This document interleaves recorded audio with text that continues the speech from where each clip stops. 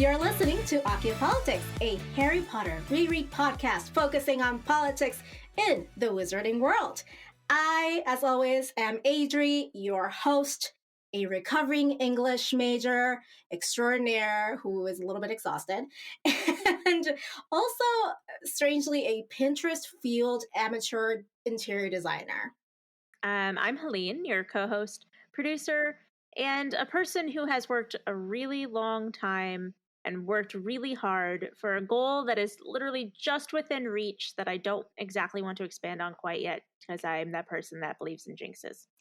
Let's not jinx it on the air. We've already kind of spoken about it. Yes. And we will continue to speak about it. Yes. And we'll be mysterious on the podcast. all I will say is, listeners, if you care about your old little host Helene at all, just keep your fingers crossed for me. Keep me in your thoughts and send good vibes my way, if that's kind of what this is legitimately the one time where thoughts and prayers is allowed. Exactly. Yes, I'm fine with thoughts and prayers at this moment. Yeah, like it's not after like a massacre. It's now. Yes. I agreed. Completely. Well, today we are going to be covering chapter 28 of Harry Potter and the Order of the Phoenix, titled Snape's Worst Memory. Yes, this is an iconic chapter. In case you forgot, this is the one where Umbridge takes over as headmaster at Hogwarts, but not without some pushback from the Weasley twins.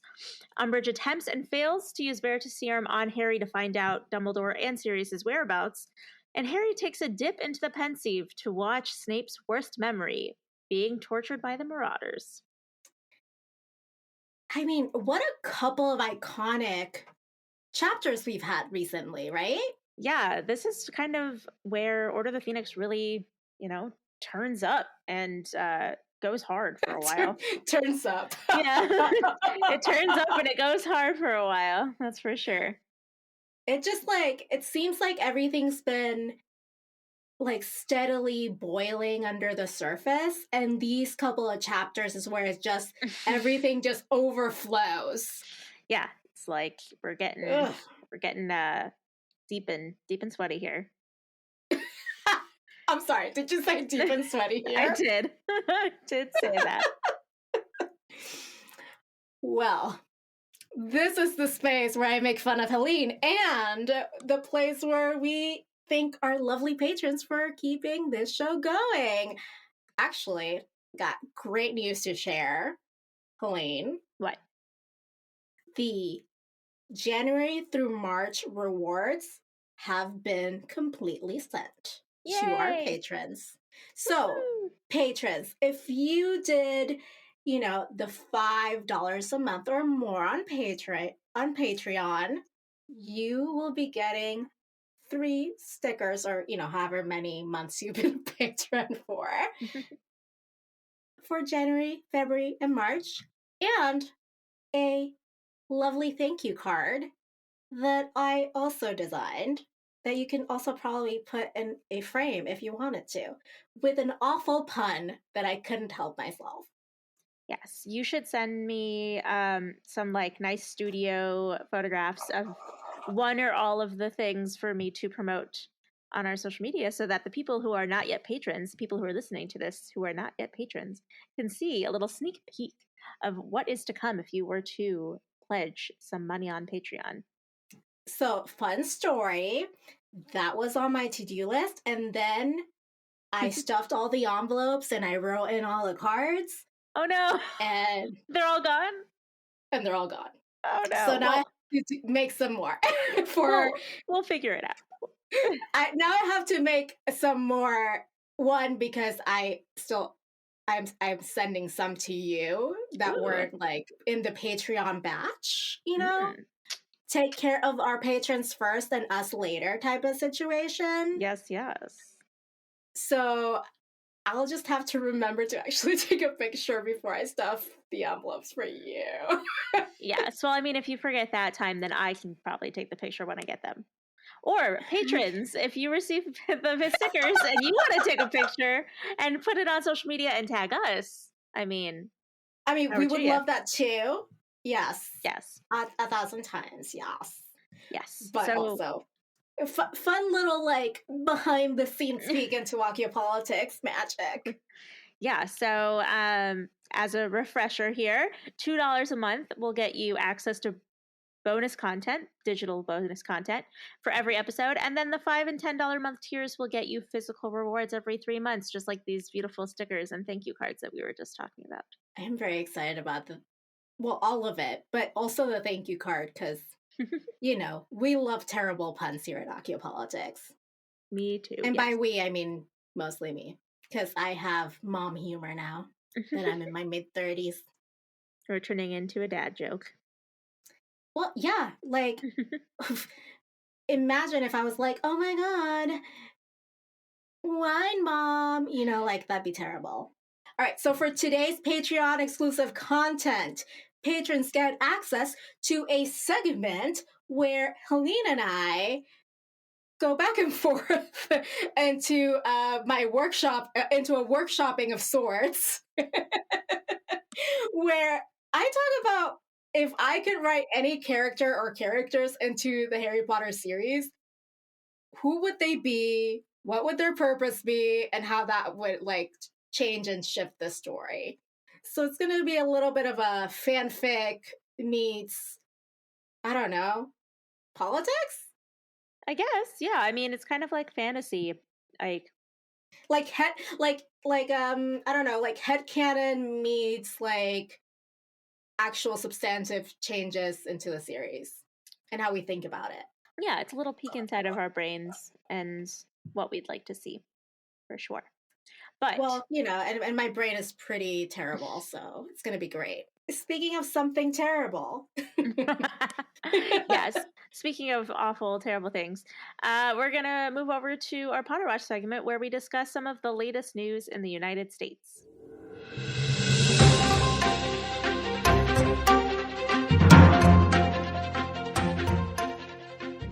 Potter Watch, what the ministry doesn't want you to know.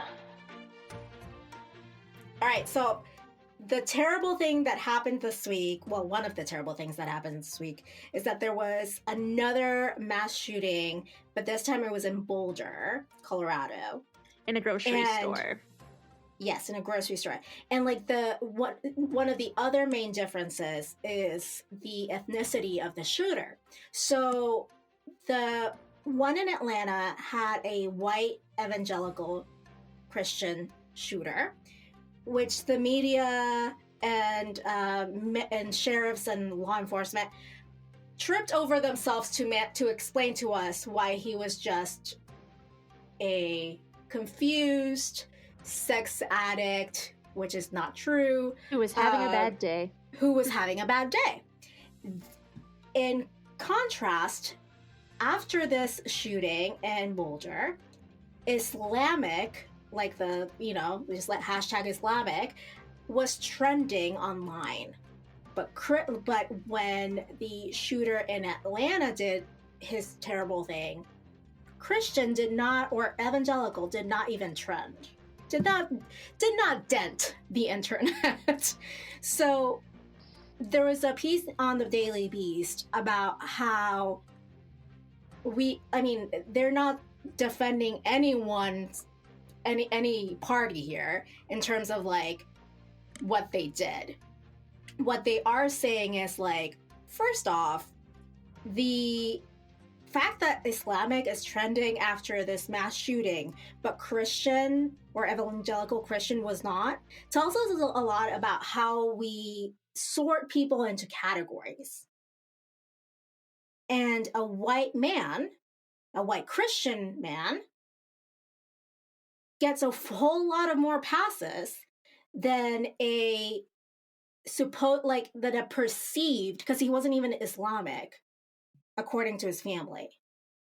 So the other shooter was an immigrant or of immigrant parents, and some of his family practices Islam, but he did not, and he actually had a history of mental disorders.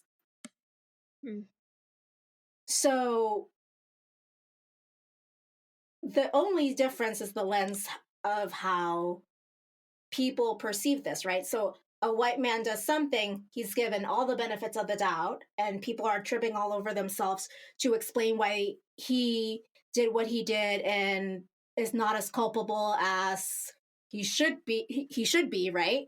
And then a person of color, or even though he was white presenting, he's still a quote unquote other in this country, gets a different treatment, not just by law enforcement, but also by how the media treats him. Yeah. It's just such a huge stark difference. And, you kind of see things like this, and you think it couldn't be any more blatantly obvious how much white supremacy is just so alive around us. Yeah, it's just everywhere. I remember watching the video of the police officer saying that the guy had a bad day, and I was like, I literally cannot even imagine any sort of reality where they would say anything even remotely close to that if he was Black. It's just it's really obvious and really depressing. And I just can't believe that we live in this society, like if he was Black, if he was Latino, if he was Indigenous, if he was any kind of immigrant, we've already have like these preconceived notions that we already fight with every day. And to compound that, people in power and some media outlets continually try to reinforce that bias. Yeah. And it's horrifying. And of course, both people did terrible things, but only one of them is being covered in a way that, mostly fits the crime. And the other one is just, people are trying to explain it away like, oh, it's just, a sex thing or whatever. And it's like, well, you're trying to do like that thing where, oh, just because it's a sex thing. Well, no, not really. It's a sex and a race thing. Two things can be true at the same time.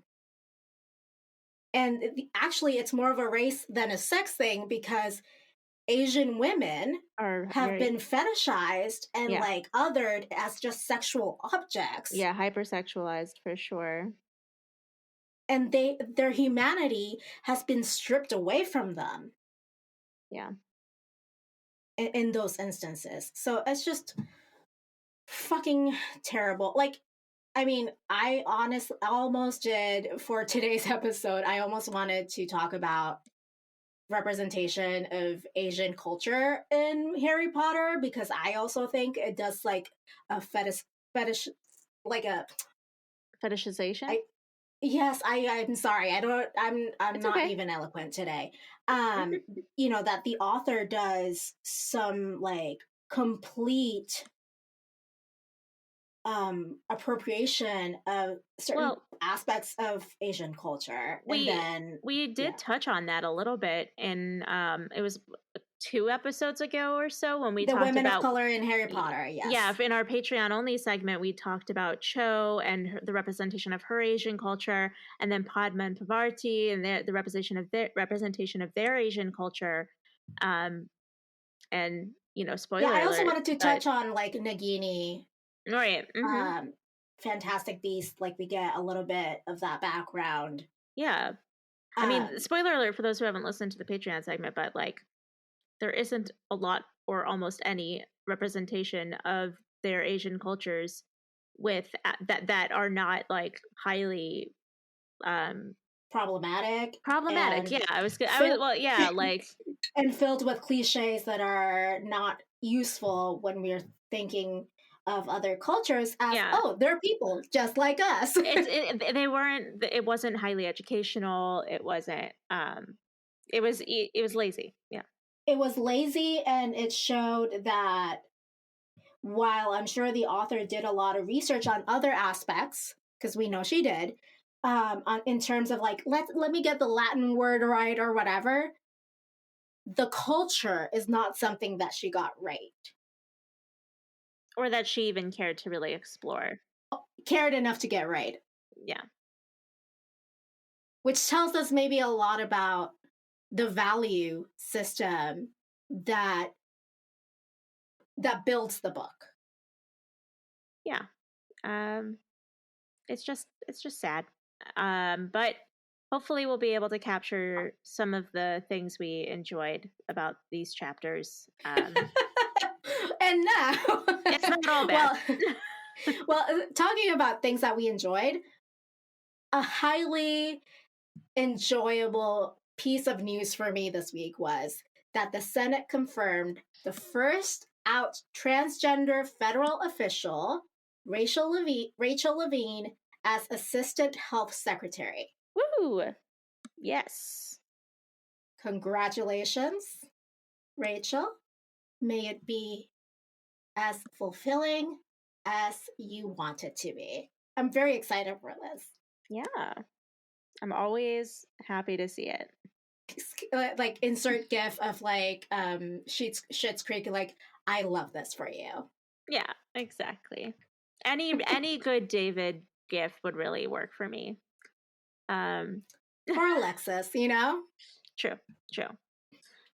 So are you ready to move on to our Hogwarts Debate Club segment? Yes, sorry, I just needed to do that shout out. No, definitely. Totally worth mentioning. But for those who are not familiar quite yet, in Hogwarts Debate Club, we both present which politic we think encapsulates the chapter that we are talking about this week, which is going to be Snape's Worst Memory, chapter 28. We're going to each present the politic for what we thought the chapter stood for, and then we're going to give some examples and head into a deep dive later in the episode. In the discussion of this. Yes. Yeah. So I am very excited to hear about your politic, Helene. If you want to go first. You want me to go first? Yeah, I can go first. Yes. All right. So my politic is anarchy. Yeah. A word Juicy. a word that most of us do know. It is, for those of us who want the dictionary definition, it is a state of disorder due to absence or non-recognition of authority. Sound familiar? It may also refer to a society or group of people that entirely rejects a set hierarchy. So obviously, the first one that comes to mind for me is Fred and George in this chapter, because they do this whole, display of setting off fireworks on Umbridge's first day as headmaster after, or I guess headmistress, after Dumbledore scoots on out of there. And then, of course, I also have to bring up all of the teachers playing along with it. Like, it was just perfectly normal, and like making sure that Umbridge like had to do a ton of extra work on her first day and, make it the worst first day ever for her, which was very fun. That entire part just makes it so clear that everyone except for Filch is just very strongly rejecting her authority and rejecting the set hierarchy that she is making as, putting herself in charge. And then I also saw Harry's rash decision to snoop on Snape's private memories while he's out of the office. Like, I thought that showed like a very large rejection of authority of authority, of Snape's authority specifically, and just a rebellion in general that most people I don't think would have dared to take. Harry was bold. And it's definitely like a, invasion of privacy, a very, very stark invasion of privacy that is just kind of like a big fuck you to Snape, really. Yeah, he's like, I fucking hate your guts. I'm gonna snoop on you. Yeah. I don't remember feeling that it was, that bold the first time I read it, but this time I was like, man, that was That was a choice. Okay, so yes, that was a choice. But also that this may be me like post-internet talking, you know? But also I'm like, dude, Snape, like we all, who amongst us has not like had a terrible memory that then we've disclosed on Twitter to like the void? Right. Why are you so like worried about this, man? Like just let it go. I mean, this guy is like, he's so prideful. Snape is so prideful. Correct. He can't. I also have no like boundaries, so yeah. Quién sabe? Just the thought of anybody seeing him in that state that he wants to respect him is, yeah. But well, and he rules by fear, not empathy or. Right. And you have to fear him, yeah. And you don't fear him if you don't respect him, sort of. Well, you don't fear him if you feel like he has a weakness. Yeah, right. So he tries to hide any weakness rather than, I think someone like Dumbledore, I know we don't love him in this book as much, but someone like Dumbledore would be like, yeah, whatever, that happened. Yeah. We're all people. We're all people or whatever, but it's because he's kind of already gotten over himself. Yeah. And Snape has not. Very true. Very true. So, what was your politic this chapter, Adri? I can't wait to hear about it. Fun story. I listened to this chapter not once, not twice, but 4 times because I couldn't fucking figure out a politic for it. Wow. Okay. And I was like having a brain fart, and I was like, maybe I'm just not smart anymore, which, begs the question, was I ever smart? The answer is a solid maybe, I mean, I have that issue with a lot of chapters, but this actually was one that it like jumped out at me, so I'm surprised. We think alike a lot, but there are times where I'm like, the differences could not be more stark. Right. Yeah. So what did you land on after all of that? So after all of that, I was like, aha! Like, light bulb moment. Yay. The politics of norms.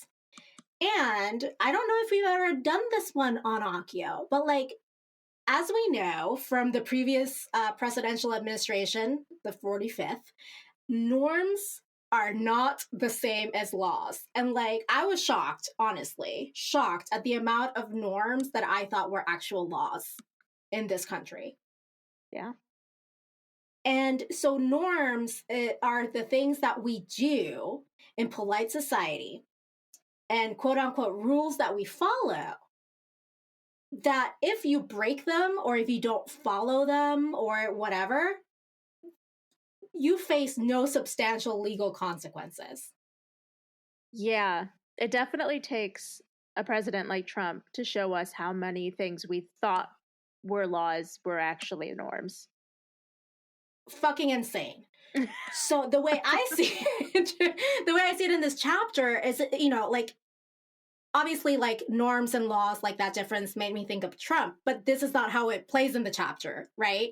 So in this chapter, we have that Umbridge is finding out that grabbing power is much harder than she assumed, because what she believed to be laws governing Hogwarts are only norms that the teachers and perhaps the school itself kept because they trusted and respected the headmaster. Yeah. And then, in turn, Umbridge breaks her own norm, like not her own. Umbridge breaks norms by making her own student-led policing body in the inquisitorial squad. Yeah. Not the squad goals that I'm going for, to be honest with you. Yeah. And that squad can take away points from students, which, like, not even prefects can do. And with the headmaster gone, Snape can blow past the norm of keeping Harry's lessons going And then we also obviously know that Umbridge tried to like have, literally tried to drug him. Drug Harry, which I'm pretty sure is a violation of a law. But we're going to say norm because Hogwarts is such a great place. Well, the wizarding world in general, like the fact that a potion like veritaserum even exists has to make me wonder, if there are not hard laws around it? Like, how is it not more regulated? Yeah, how it has to be regulated. But I mean, if it is regulated, then Umbridge was doing some real, outlaw shit by literally slipping it into a student's tea without his knowledge. Like that can't be within the regulations. So, like, I feel like if it's regulated, it has to be that the student or whoever's taking it has to know that they are taking it. They might not have to consent to taking it, depending on where they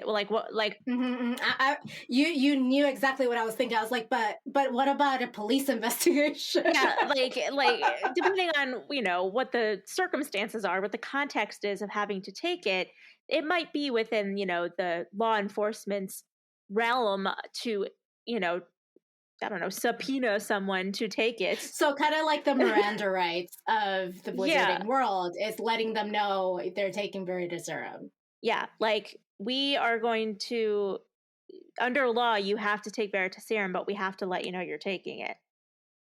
Yeah, I mean, she is roofing Harry into telling her the truth. She's trying to. And thankfully, he was like, I ain't touching shit, you brood. Like... Yeah. And spoiler alert for later in the episode, this is my Dementor, so I'll just be like, remember what we talked about earlier?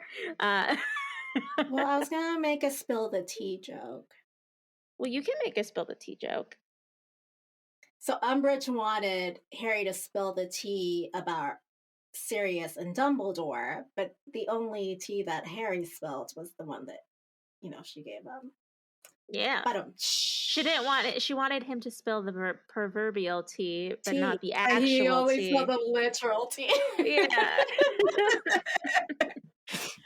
I think we've got the show title today. Like spilling the tea.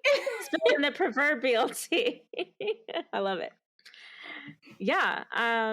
Norms are good. That I definitely with the Inquisitorial Squad. And I gotta say, while we were talking about the Inquisitorial Squad, my brain went to I like thought the word a couple more times in my head, and I was like, "Squad, is that a word?" Like it's one of those words where you think about it too hard. Oh, squadron. There we go. Yeah, you think about it too hard, and you're like, that can't be a word.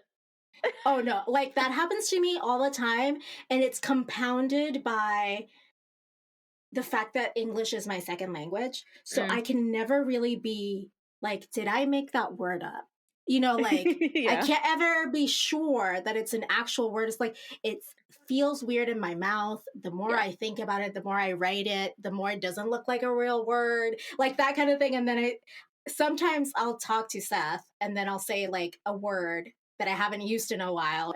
And he'll, we'll continue the conversation and be like, did I use the word correctly in that context? Because again, second language girl problems. And now I can't even speak my first language without like having also some issues with it. So I'm like fluent in both, like native speaker almost, but like master of zero. You're like a vampire with a soul. Not fully man, not fully vampire. Somewhere between both worlds. I'm just, like a good Catholic in purgatory. That was a Buffy reference, though. It completely went through over my head, and I was like, maybe it's like purgatory, and then I was like, oh yeah, only Catholics believe in that. Someone needs to either watch or rewatch Buffy, depending on your watch status. So I have watched episodes, but not the whole series. If you love me, I need to. If you love me, you will watch it. Fine, I love you, so I will watch it. Good. We'll set up a schedule. That goes for everyone in my life. If you love me, you will watch Buffy. Well, I've been married to my husband for 7 years. been together for 9. He has yet to read the Harry Potter. He hadn't even watched not one of the movies until we got married. Seth. I mean, where are those divorce papers, Adri? You know, it's just one of those things, Helene, where he's the perfect man except for that. It's gonna be on his grave. All right. Well, let's go into the deep dive and explore these politics a little bit more. What do you say? Oh, I'm so excited. I can't wait to hear about what was the quote or moment that you picked for anarchy. Yeah, so the quote I picked, it was a quote this week, and it was, I could have gotten rid of the sparklers myself, of course, but I wasn't sure whether I had the authority. And that I died. that was Flitwick. Yeah, I think that for me, like the anarchy theme was really nailed in the coffin when we got to see the teachers playing around. Because, like, yeah, kids can rebel. Kids rebel. That's what they do. They don't like her. The Weasley twins are like, fuck Umbridge. We're going to make her life living hell. That's what kids do. But when the adults start playing around, when the adults join in, you're like, okay, yep, it's agreed. This is not cool. Like, it's a revolution, guys. Exactly. Like McGonagall totally playing into it. Flitwick, love him. Such an underrated character. What an iconic moment. And like there was a line, again, I listened to this like 4 times. There was like a line right after that that's talked about him shutting the door in her snarling face. Yeah. And that felt like poetry to me.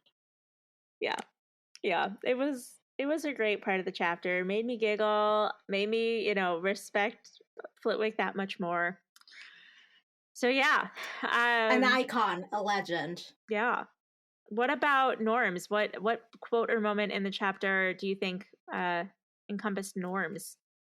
Unsurprisingly, and I kind of touched on this when we were talking earlier. To me, the whole thing where Umbridge not only builds an inquisitorial squad, but gives them the, and it's a policing body like a student-led policing body that is different than prefects, because it's like Umbridge loyalists, and giving them these students who are petty as hell, because I mean, who isn't petty as hell at that age? I mean, I'm still trying to outgrow the pettiness, honestly.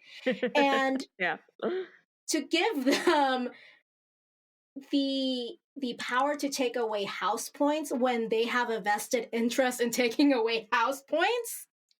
I mean, it's kind of like, imagine if Trump had given the MAGA people or like the QAnons like the authority to like arrest people.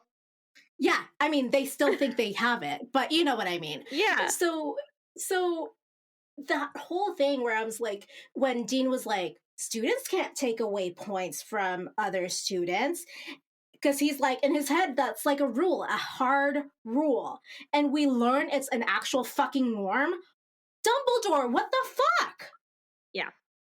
I mean, it's not just on Dumbledore, honestly. But, Yeah, I mean, he didn't write the bylaws for Hogwarts. But, I mean, yeah, it is something where you would think that someone over the course of Hogwarts history would be like, we should just, like, write, like, a literal rule that says that students can't take away And what ends points. up happening is that someone said, obviously, that makes a lot of sense. It is an unwritten rule. We don't have to spell it out. It's not like people are stupid. But then at the end of the day, you're like, it's common sense. But then it's like, no, but literally there are people who are that stupid. Or that evil. Or power hungry. Yeah. So like, Umbridge is also the reason why there are like warning labels on shampoo saying do not consume. Like, common sense, but also wait, we gotta like cover our asses because we got a lawsuit. It's like when literally no one knew what would happen if Trump got impeached twice. People are like, no one's ever gotten impeached twice. Like, what are the rules here? Jesus Christ. Yeah. And like, that's what it's kind of like. It's like, we never thought we were going to be in this situation, right? We didn't because think we that thought we would. we thought we wouldn't like deteriorate to that point. Yeah, well, every other president who had gotten impeached up until then had resigned since they weren't convicted through the Senate. So like, we didn't expect to get a president who would just want more to keep being president afterwards, I guess. To be like, the grift, it ain't over, you guys. Yeah, exactly. It's crazy. Well, speaking of people, yeah, who is your anarchist? Yeah, so not surprisingly, I think people are going to be like, oh, of course she picked this for this, but I picked Fred and George as my characters for anarchy in this chapter. Yes, they started it all, you know, like they were the ones who were like, fuck the system, we don't like it, and we're gonna make our voices heard because we have literally nothing else to lose right now.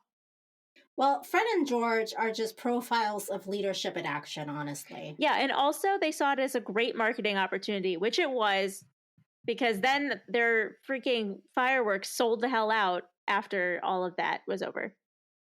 You know, I feel like Fred and George would be really good at the internet. Yeah. I feel like they would go viral, I feel like all the time. I don't watch this show, but I feel like they would be on Shark Tank. Yeah, I know. I don't watch the show, but I am familiar with the concept thanks to a show called Grace and Frankie.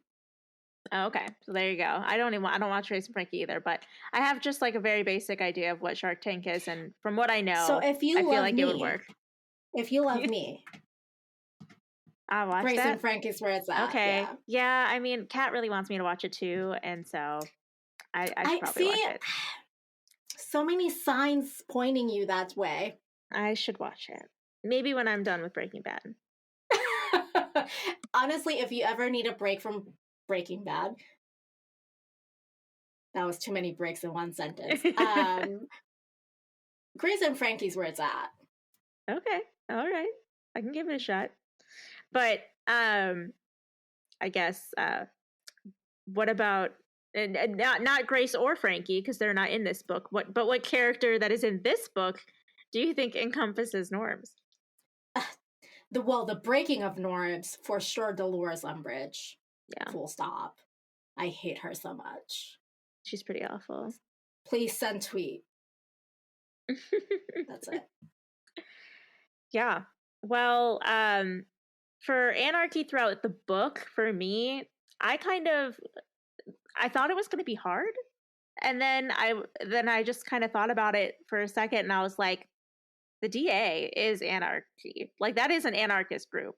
They are rejecting the set hierarchy that was placed upon them and making their own rules. I don't think I can say the Order is an anarchist group, because like, unless we're talking, they're more of like a grassroots organization. Yeah. With a slight anarchy in it, but it's still very organized. So I'm not, I would say it's only considered anarchist under the direct like governmental control, when the Ministry of Magic is directly under the control of Voldemort. Then I would say, yeah. So when Voldemort's in charge, the Order can be seen as an anarchist group, but when he's not, like, it's not really, I wouldn't say it actually tracks. Yeah, it's like a nonprofit almost. Like it's its own thing, doing things behind the scenes for the betterment of humanity. It's not actively working against the Ministry of Magic. Exactly. But like, the reason I see the DA is like, the DA was literally created as a rebellious act from someone in in charge or in power. So agreed. Yeah. But where do you see norms throughout the book? Like, again, just like you, I was like, oh my god, this is gonna be so hard, right? But then I kept thinking, and I was like, this book like really just keeps pushing what is considered a law versus a norm and the ways that those get twisted, like Dolores Umbridge literally makes laws for Hogwarts that are, not great for Hogwarts, but like she makes things into laws using those educational decrees. Yeah. Because she understands at a instinctual level the difference between a norm and a rule or a law.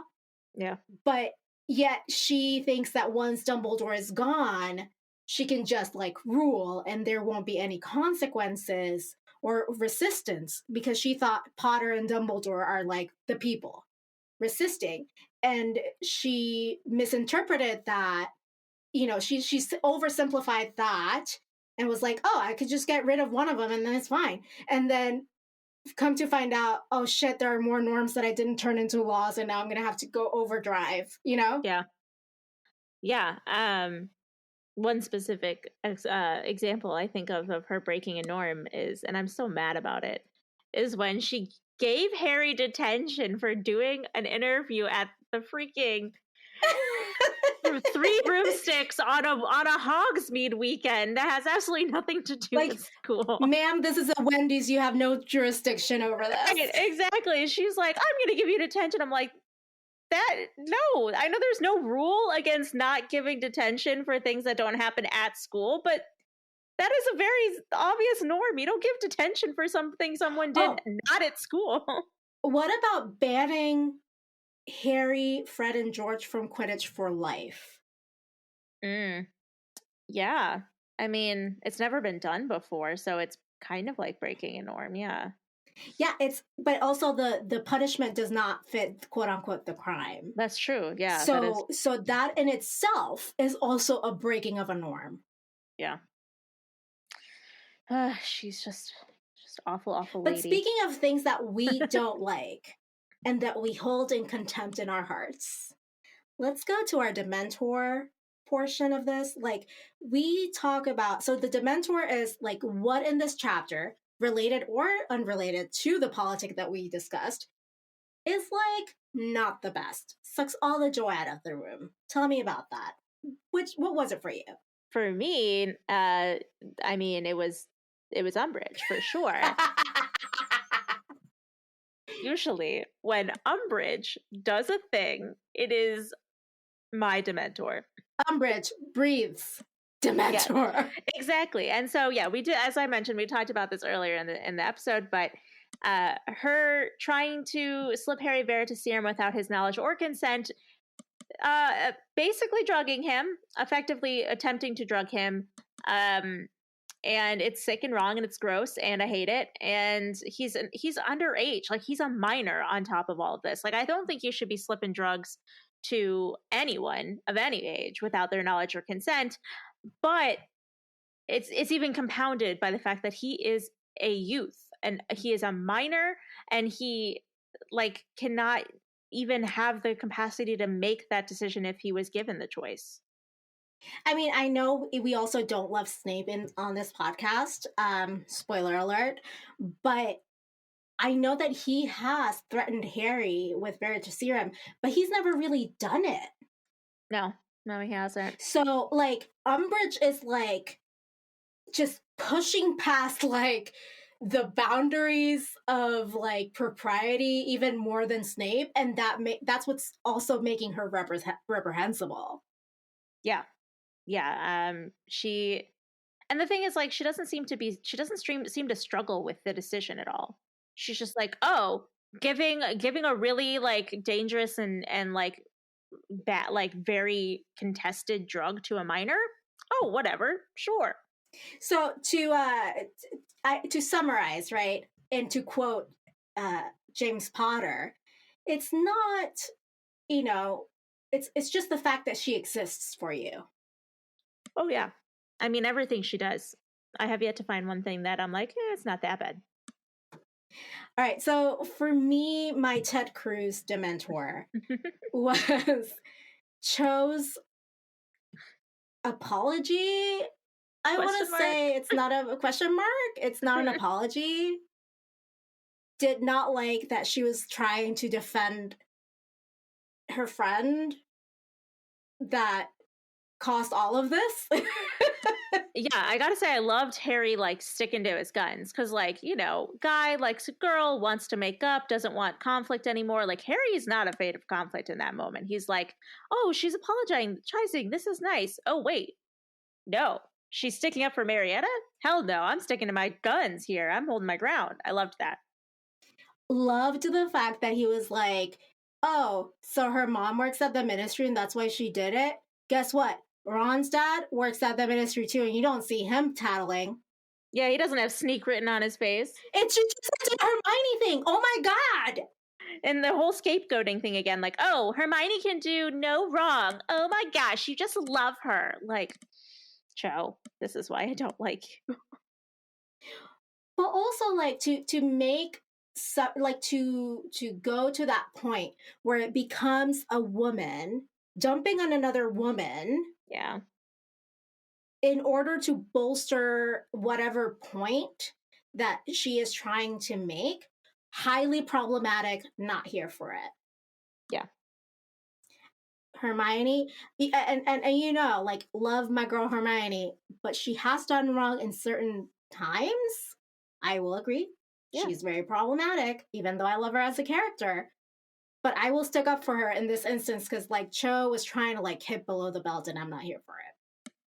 Yeah, I mean, I think there's, like, discussion to be had on whether or not physical disfiguration without anybody's consent no one's there without their knowledge or consent that this might potentially be a consequence.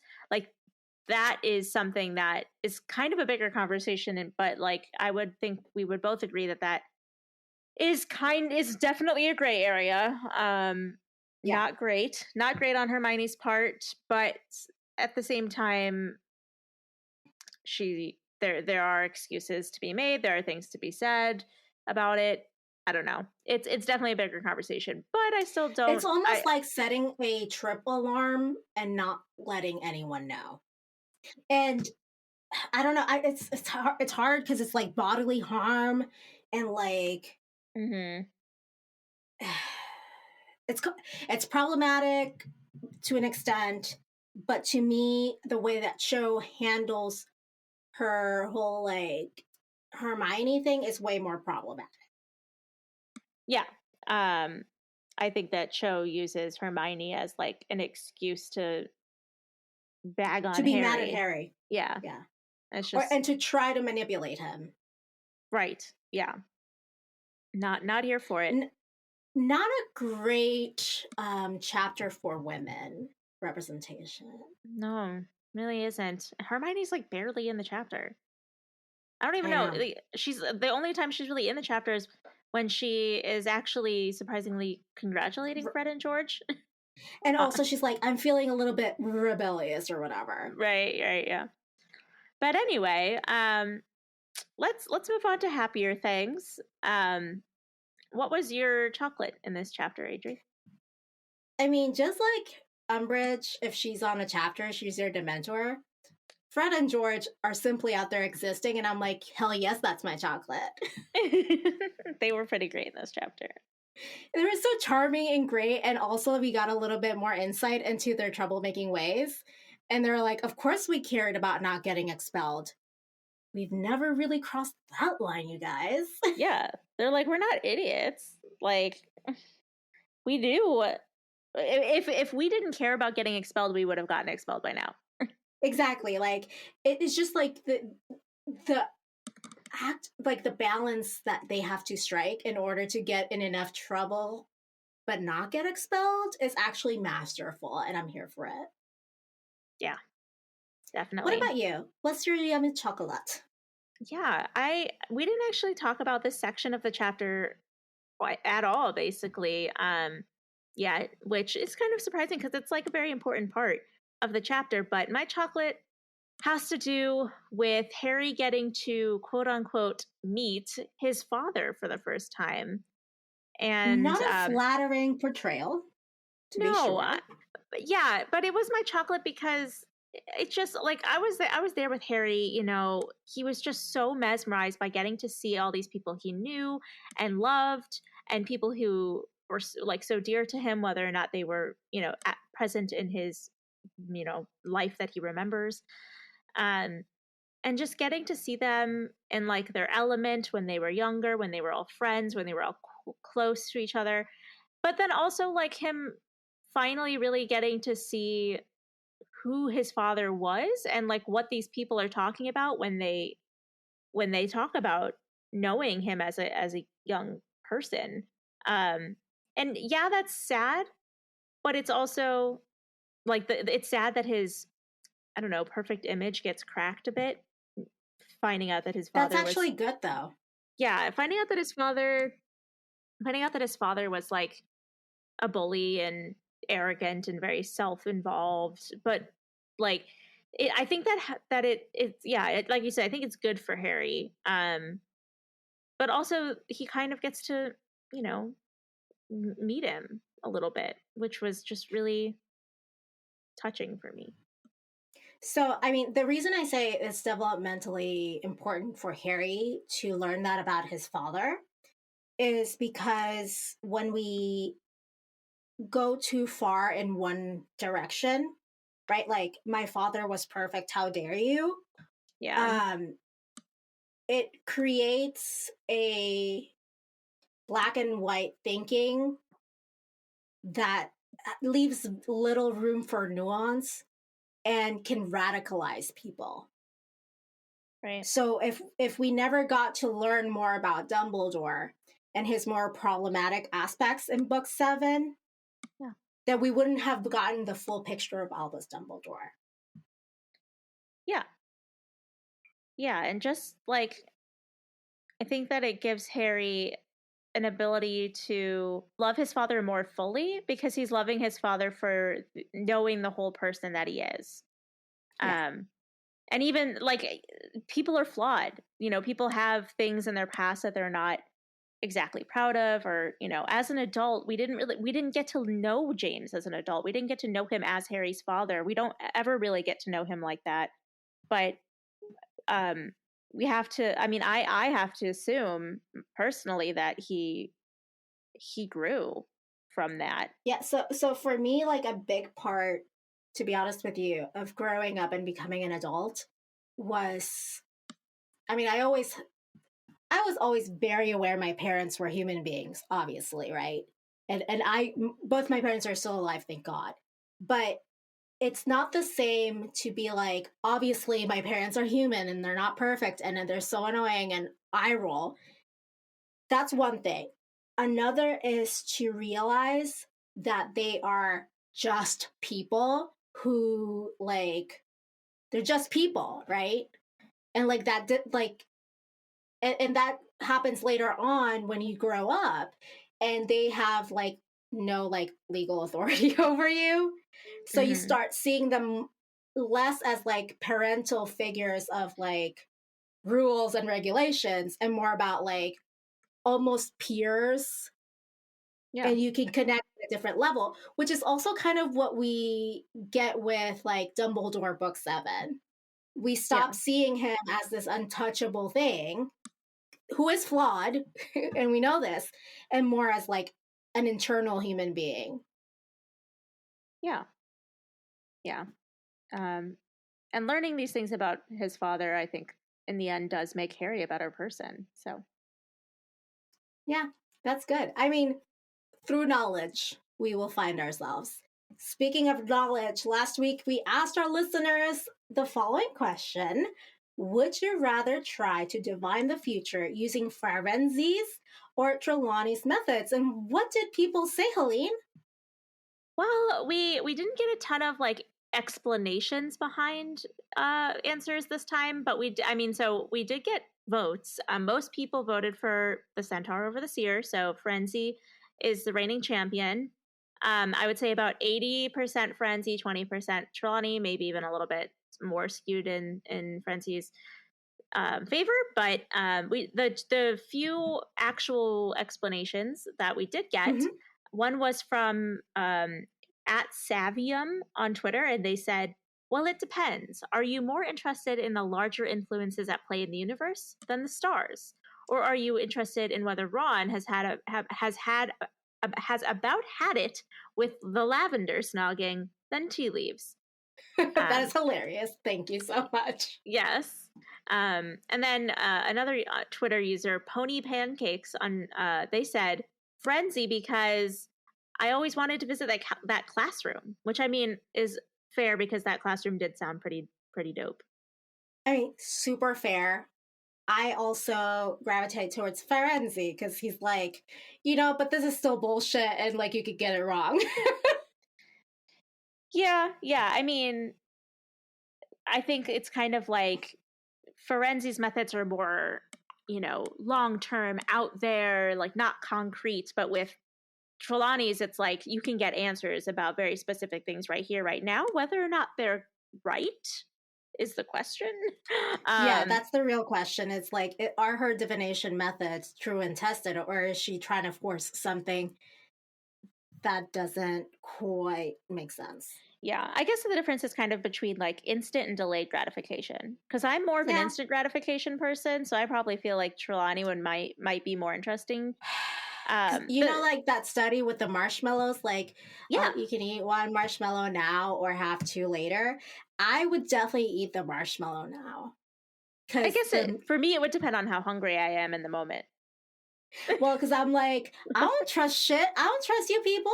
Like, I don't trust that you will give me two marshmallows later. If you put a marshmallow in front of me now, I can eat that one marshmallow. But they waited and completed the study once the kids were older, and they found out that the kids who took the delayed gratification waited 15 minutes to get two marshmallows ended up being more successful in life. So, but that has been proven to be, guess what?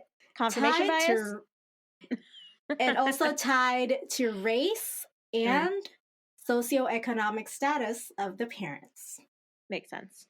If you come from a household where food is insecure, and you have your poverty, you live in relative poverty, you're going to take the marshmallow now because you are conditioned by your situation to think there's not going to be any marshmallows later because someone will have eaten it, right? True. It's every man or woman, child for themselves. Fair. People who had food security in their homes trusted that there would always be food. So I think if we were all, and we know that socioeconomic status and race and all those other factors do play a part in what we call success. Yeah, you're right. So that study was right, but it didn't show us what we thought it was showing us. The conclusions were flawed in that sense. All right, so this week's question is a doozy. I'm very excited about this one. If given the opportunity, would you look into the pensieve of someone you disliked? And we're messy bitches here. Like, I want to know why or why not. Of course, yeah. Like, I know that this is some of these questions are like yes or no or this or that, but like, definitely explain, because I want to, like, I'm a psych major. I want to know what's going on in your heads. Like, I want to know why you said what you said, why you're choosing that. We are like the producers in a reality TV series right now. Like, we're just like sitting down with the person going like, tell me more for your confessional. Right, yes. I love it. But not a job that I would want to have at IRL. I'm going to put that out there for the universe. I just don't want to be a producer. Are you worried that you're going to like randomly, like spontaneously? I'm just going to fall into a job I hate. You know what I mean? Like, spontaneously be hired as a producer of a reality TV show.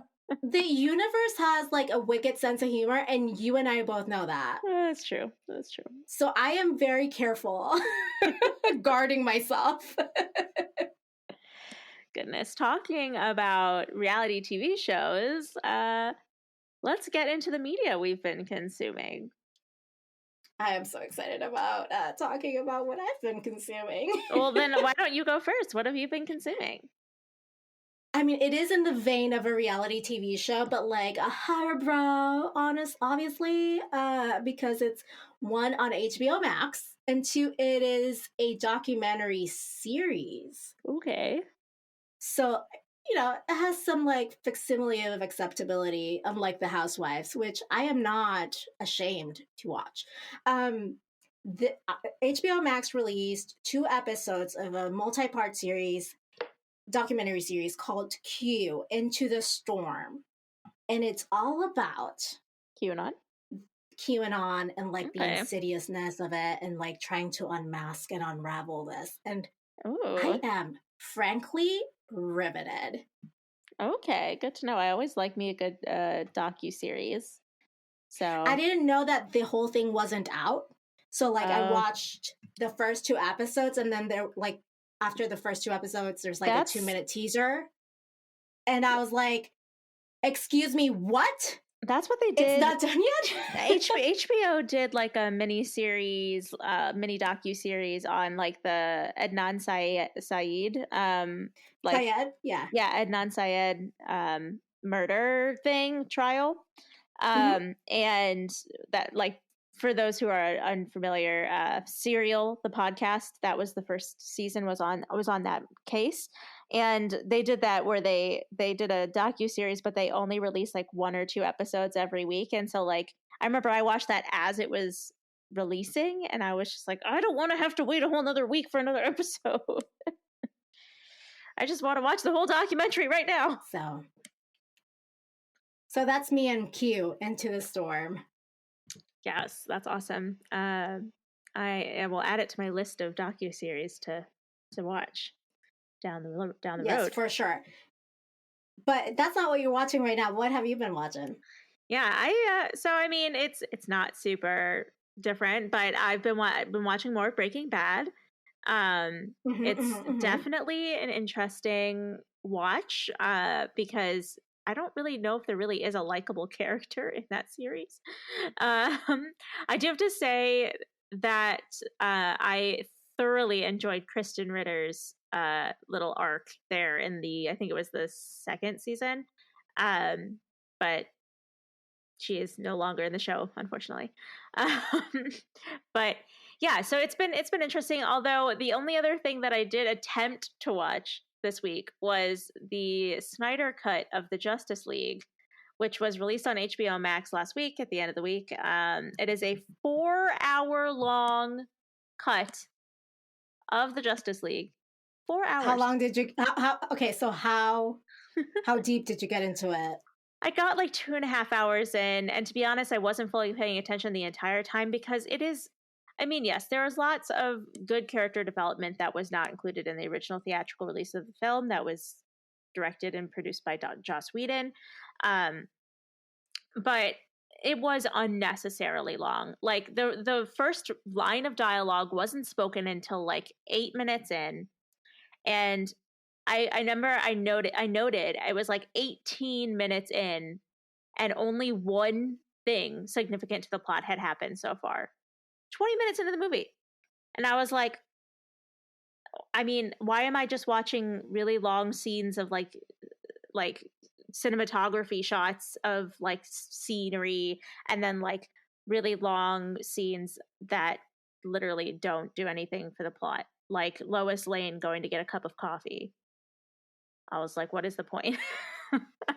I also have to say Barry Allen, who is the Flash, is one of my all-time favorite superheroes. And I mean, I don't dislike Ezra Miller, but I didn't like what they did with him. So I might end up going back and watching the last hour and a half later at some point. But that's as far as I got. Well, I heard it was painful, so I was just like, yeah, I'm not even gonna try. Like, I mean, surprisingly, the majority of feedback that I've seen is very positive for the Snyder cut, which I was surprised because I didn't think that many people would literally.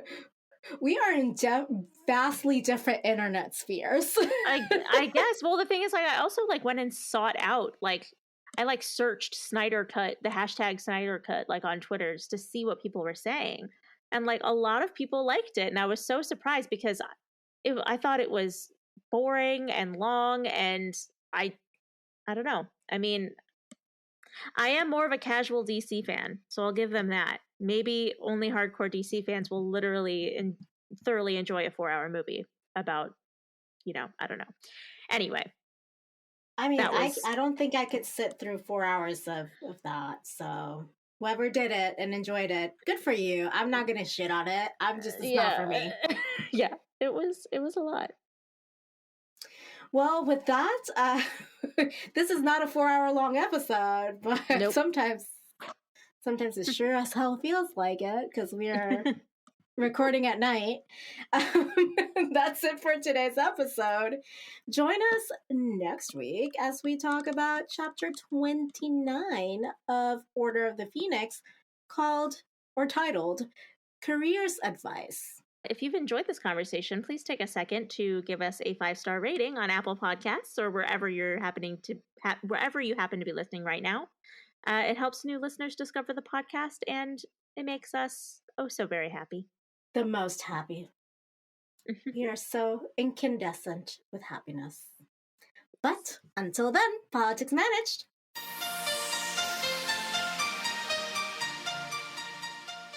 Support this show by going to patreon.com/Occhiopolitics.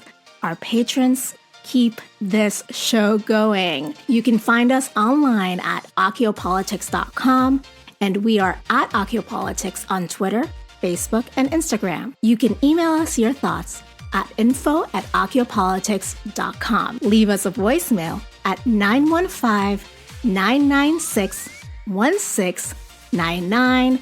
And you might just hear yourself on the podcast. Adriana Wilson is the founder and creative director of the podcast. Helene Karp is the producer and social media manager.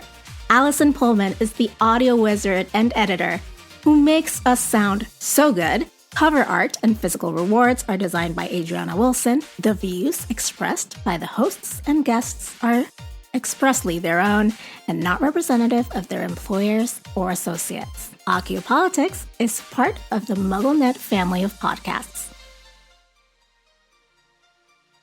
Sure, sorry, words.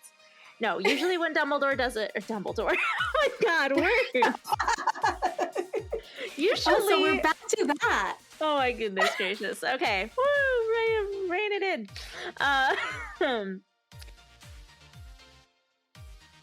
So, yeah, so that made me think my cat came over to say hi. Oh, hello. Hello, friend. I got distracted by Albus, Percival Wilford, Brian Dumbledore. It's cat version. Cat version is my favorite version.